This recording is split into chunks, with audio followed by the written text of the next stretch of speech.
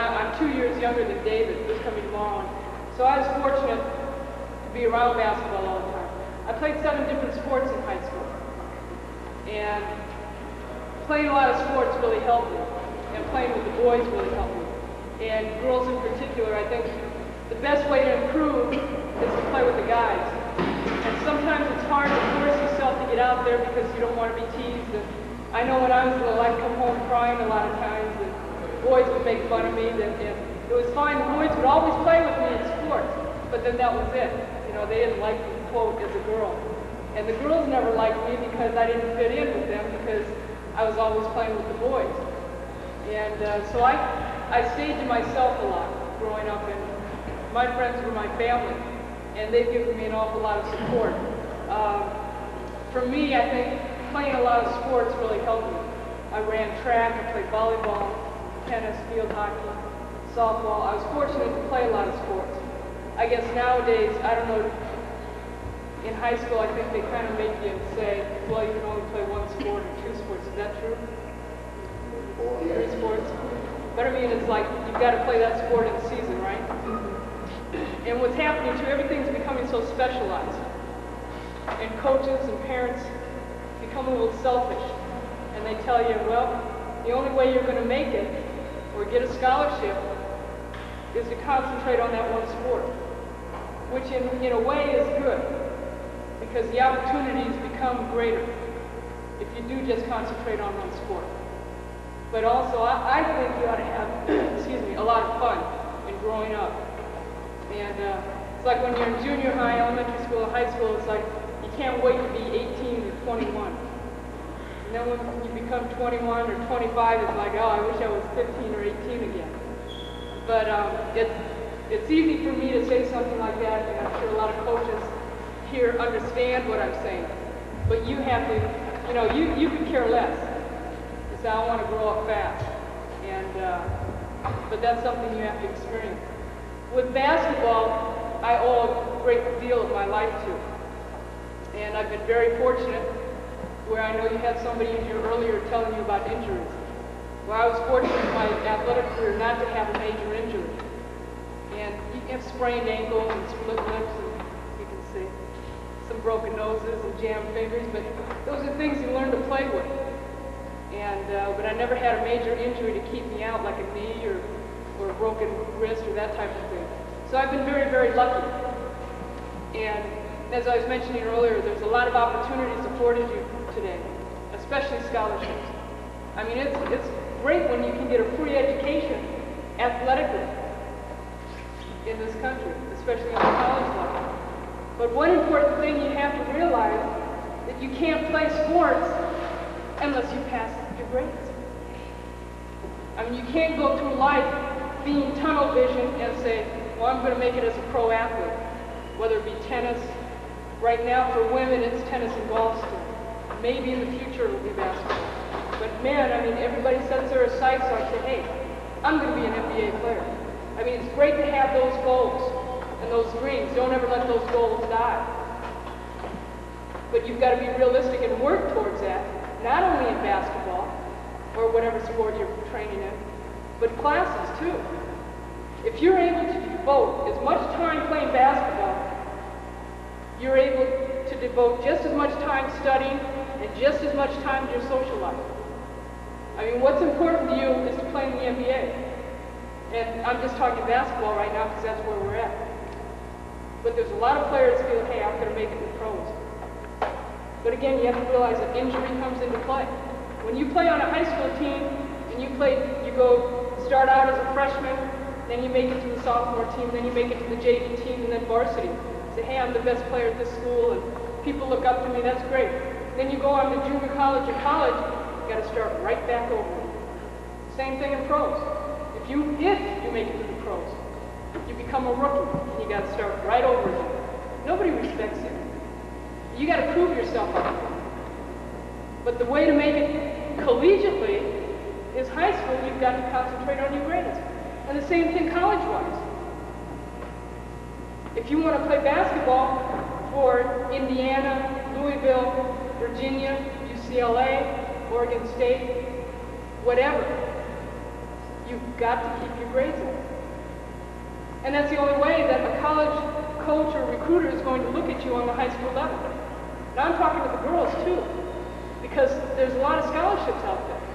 And it's great if your parents say, hey, if you work hard, because if you can get a scholarship, then they don't have to pay that tuition. I mean, you make it easy on your folks. It's important. And basketball teaches you a lot of things besides playing the game.